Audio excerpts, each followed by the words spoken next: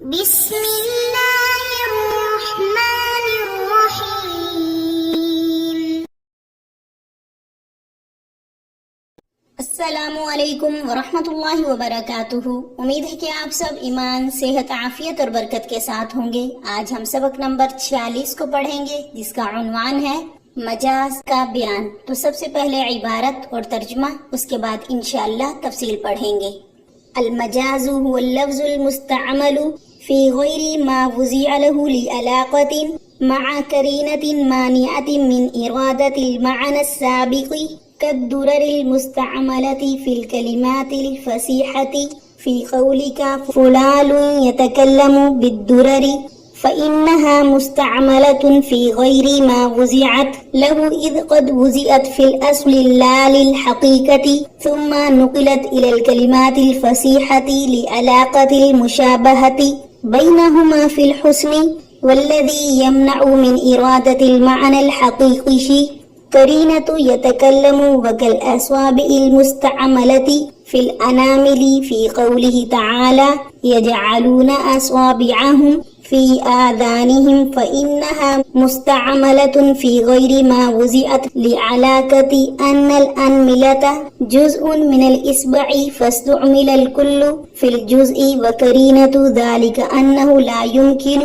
جعل الأصابع بتمامها في الآذان، والمجاز إن كانت علاقته المشابهة بين المعنى المجازي والمعنى الحقيقي كما في المثال الأول يسمى استعارة، وإلا فمجاز مرسل كما في المثال الثاني۔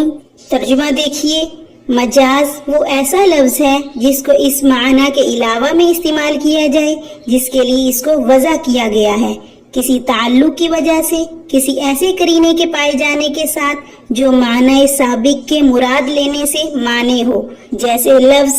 درری جس کو استعمال کیا گیا ہے کلام فصیحہ کے معنی میں، تمہارے قول فلان یتکلم بالدرر میں، کیونکہ یہ غیر معنی موضوع لہو میں مستعمل ہے، اس لیے کہ اصل میں یہ لفظ حقیقی موتیوں کے لیے وضع کیا گیا ہے، پھر فصیح کلمات کی طرف منتقل کر لیا گیا۔ خوبصورتی میں ان دونوں کے درمیان مشابہت کے تعلق کی وجہ سے، اور وہ چیز جو معنی حقیقی کے مراد لینے سے معنی ہے یا تکلم کا قرینہ ہے، اور جیسے کہ لفظ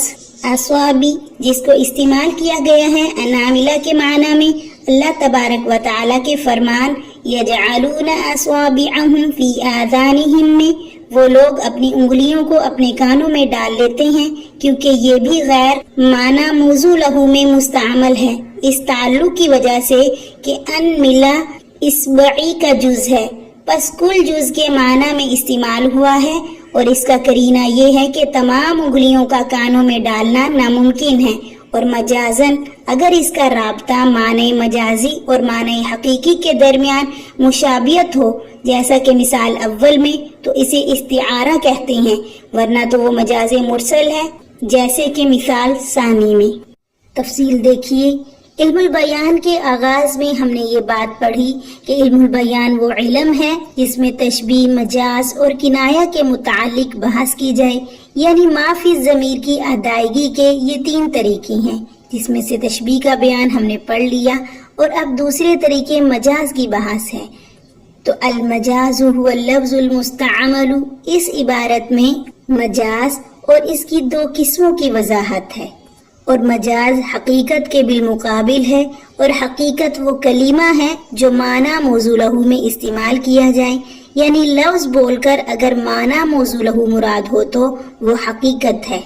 اور مجاز وہ لفظ ہے جو معنی غیر موضوع لہو میں استعمال کیا جائے۔ لعلاقتی کہہ کر مصنفین یہ بتلانا چاہتے ہیں کہ مجاز کے لیے ضروری ہے کہ معنی موضوع لہو اور معنی غیر موضوع لہو کے درمیان کوئی علاقہ اور تعلق ہو، اور یہ بھی ضروری ہے کہ وہاں کوئی ایسا قرینہ بھی پایا جائے جو معنی حقیقی مراد لینے سے مانے ہو، جیسے کہ فلان یتکلم بالدرر، فلاں کے منہ سے موتی جھڑ رہی ہیں، تو اس مثال میں درری اپنے معنی موضوع لہو میں استعمال نہیں ہے، بلکہ کلمات فصیحہ اور عمدہ دلچسپ باتوں اور شیریں گفتار کے معنی میں استعمال ہوا ہے، جو کہ معنی مجازی ہے، اس لیے کہ درری کا معنی تو موتی ہے اور معنی حقیقی اور معنی مجازی کے درمیان علاقہ مشابہت کا ہے، اس طور پر کہ جس طریقے سے موتی میں حسن ہوا کرتا ہے، اسی طریقے سے شیریں گفتگو، اچھی گفتگو میں بھی حسن پایا جاتا ہے۔ آگے فرمایا والذی یمنع، یہاں سے مصنفین فرماتے ہیں کہ یہ وہ قرینہ ہے جو معنی حقیقی مراد لینے سے مانی ہے، یعنی لفظ یتکلم جو یہ واضح کر رہا ہے کہ اس سے مراد موتی نہیں بلکہ شیریں گفتگو ہے، اس لیے کہ یہ بات بالکل ظاہر ہے کہ منہ سے موتی نہیں بلکہ باتیں نکلتی ہیں۔ آگے فرمایا وَكَالْأَصْوَابِ الْمُسْتَعْمَلَةِ، یہاں سے مجاز کی ایک دوسری مثال سے وضاحت فرما رہی ہیں،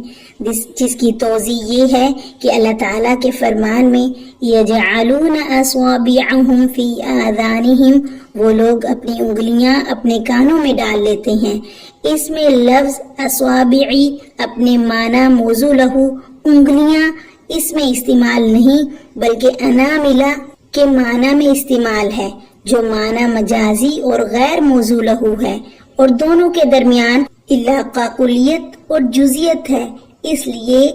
کہ پوروا انگلی کا جز ہے، اور معنی حقیقی مراد نہ لینے کا قرینہ یہ ہے کہ تمام انگلیوں کا کانوں میں ڈالنا ممکن نہیں ہے۔ آگے فرمایا والمجاز ان کانت، یہاں سے فرماتے ہیں کہ معنی مجازی مراد لینے کے لیے ضروری ہے کہ معنی حقیقی اور معنی مجازی کے درمیان کوئی علاقہ اور تعلق ہو۔ اب یہاں سے علاقے کے اعتبار سے مجاز کی دو قسمیں بیان کی گئی ہیں، نمبر 1 مجاز استعارہ، نمبر 2 مجاز مرسل۔ فرماتے ہیں کہ والمجاز ان کانت علاقتہ المشابہۃ بین المعنی المجازی ہی،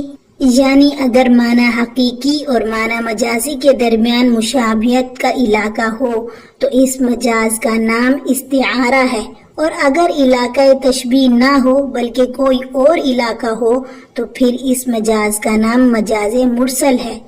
تو پہلی مثال استعارہ کی ہے اور دوسری مجاز مرسل کی، تو خلاصہ گویا اس کا یہ ہوا کہ استعارہ وہ مجاز ہے جس میں تشبیہ کا علاقہ ہو، اور مجاز مرسل وہ مجاز ہے جس میں علاقہ تشبیہ کے علاوہ کوئی دوسرا علاقہ ہو، مثلا علاقہ مسبیت یا علاقہ سببیت یا علاقہ جزیت اور کلیت یا علاقہ لزوم وغیرہ، یعنی مسبب بول کر سبب مراد لیا جائے یا سبب بول کر مسبب مراد لیا جائے یا جز بول کر کل یا کل بول کر جز مراد لیا جائے وغیرہ۔ آج کے سبق سے متعلق سوال نوٹ فرما لیجئے۔ سوال نمبر 1 مجاز کی تعریف کیجئے اور اس کی 2 قسموں کی وضاحت کیجئے۔ سوال نمبر 2 حقیقت اور مجاز میں کیا فرق ہے واضح کیجئے۔ سوال نمبر 3 مجاز استعارہ اور مجاز مرسل میں فرق بیان کیجئے۔ جزاکم اللہ خیرہ۔